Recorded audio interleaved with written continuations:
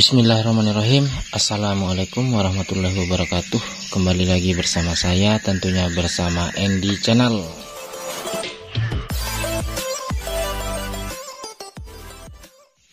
Oke teman-teman, pada kesempatan kali ini saya akan menjelaskan salah satu penyebab dari penyebab seal shock itu cepat bocor apa. Jadi di sini saya akan memberitahukan salah satu penyebab yang sering terjadi kepada teman-teman, kepada motor teman-teman itu. Jadi baru habis ganti seal shock sekitar sebulan, seal shocknya sudah bocor kembali. Apa sih penyebabnya? Kok bisa baru sebulan ganti seal shock, sudah bocor lagi kembali? Jadi di sini banyak yang teman-teman belum sadari.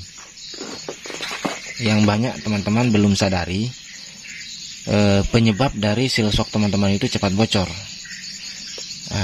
Apa itu kira-kira? Di sini saya akan jelaskan. Oke.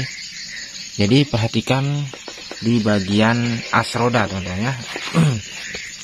Jadi di sini ini adalah seal shock, shock. Jadi shock ini lurus ke bawah, teman-teman ya. Jadi kalau shock ini lurus ke bawah, nanti shock itu akan main secara maksimal, akan bergerak naik turun secara maksimal. Tapi kebanyakan dari motor teman-teman itu, banyak saya melihat ini yang menyebabkan seal shock teman-teman itu cepat bocor, yang ini. Di sini ya. Ini saya perdekat dulu. Saya zoom. Ini ya, saya zoom dulu ya. Di sini sebentar.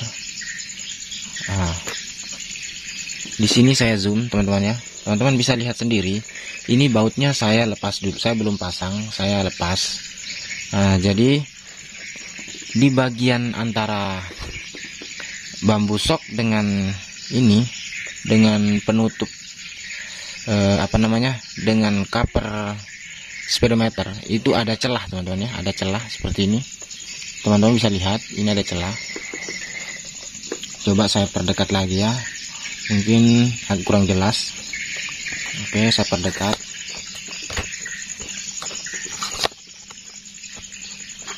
Bentar ya. Di sini mungkin sudah jelas di sini. Di sini teman-teman, saya perdekat kembali. Di sini. Di sini teman-teman bisa melihat ini ada celah. Ini saya gerakin kiri kanan, dia bisa, teman-teman ya. Jadi di sini ada celah. Teman-teman di sini kurang menyadari. Di sini teman-teman kurang menyadari. Di sini ada celah. Seharusnya ini jangan langsung dibaut, teman-teman ya. Jangan langsung dibaut. Kenapa jangan langsung dibaut? Karena kalau ini langsung dibaut, otomatis bambu shock itu akan miring ke dalam.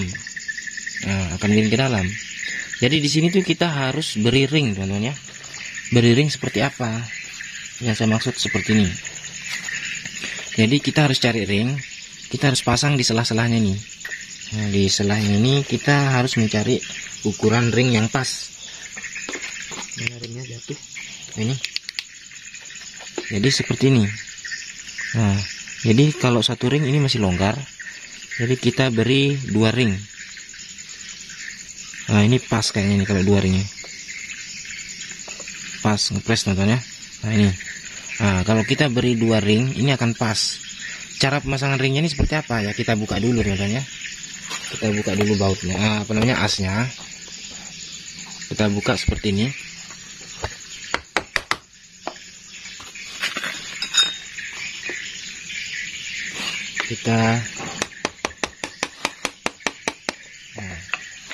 Seperti ini.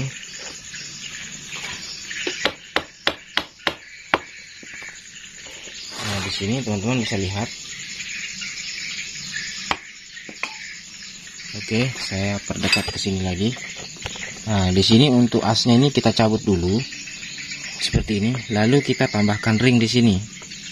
Kita tambahkan ring. Ini ada 2 ring yang saya pasang. Ini ring 1, Ini ring 1, teman-teman bisa lihat ya. Saya tambah lagi 2, jadi 2 ring. Kita pasang.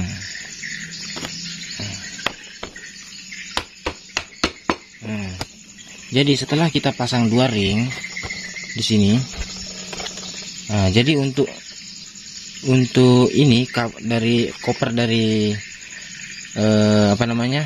speedometer ini udah pas, jadi dia tidak longgar lagi. Nah, inilah yang pas. Lalu kita baut.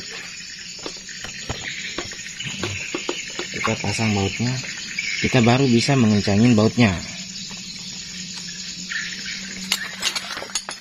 Kita pasang bautnya.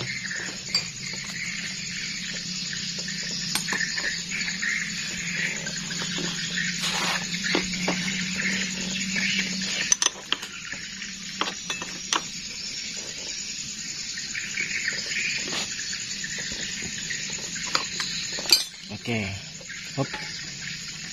Oke, seperti ini teman-teman ya. Nah, jadi di sini saya jauh lagi. Saya dari depan ya.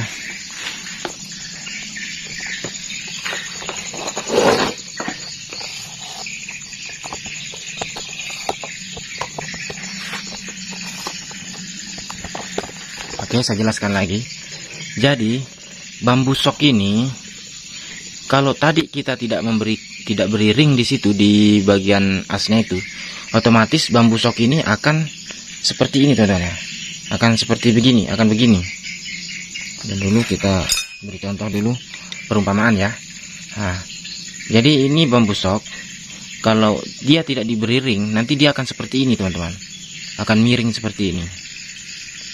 Nah, jadi cara mengatasinya ya kita harus beri ring supaya supaya bambu sok itu lurus. Nah, supaya dia lurus. Jadi setelah dia lurus, insya Allah nanti seal shocknya itu akan awet teman-teman ya. Karena kalau dia tidak lurus, otomatis nanti sealnya itu akan kemakan bagian dalam sini.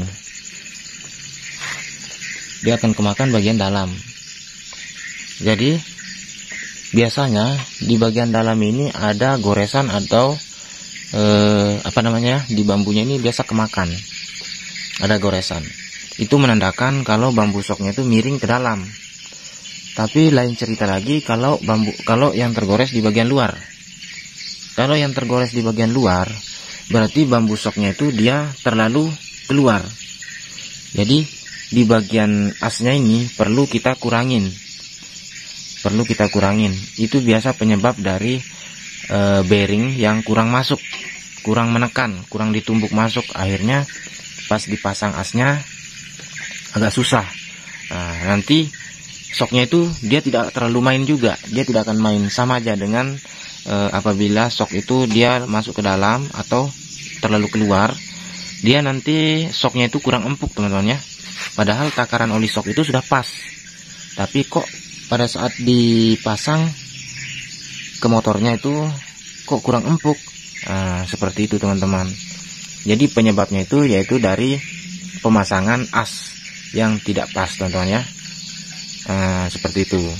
Kalau dia tergoresnya di dalam, berarti bambu sok itu condongnya ke dalam, terjepit. Tapi kalau tergoresnya di luar, di sini, berarti dia terlalu mengangkang, seperti itu. Jadi yang pasnya bagaimana? Ya harus lurus teman-teman ya, harus pas, tidak boleh ngangkang keluar, tidak boleh miring ke dalam. Jadi harus lurus. Nah, itulah penyebabnya kenapa seal shocknya teman-teman itu cepat bocor. Jadi biasa teman-teman mengeluh baru sebulan ganti seal shock sudah bocor kembali. Ternyata penyebabnya di sini teman-teman ya. Nah, jadi seperti itu. Kalau tadi ini dia terlalu jepit ke dalam, makanya saya ganjal dengan ring supaya dari bambu soknya ini dia bisa lurus. Karena kalau saya tidak ganjal, otomatis bambu soknya itu akan ngejepit, nanti bisa jadi goresan akan terjadi di bagian dalam, jadi bahaya teman-teman ya. Oke, mungkin cukup sekian dulu video dari saya. Semoga video ini cukup membantu untuk teman-teman. Kalau memang ada pertanyaan, nanti tinggal tulis di kolom komentar. Oke, sekian dari saya dan salam Andy Channel.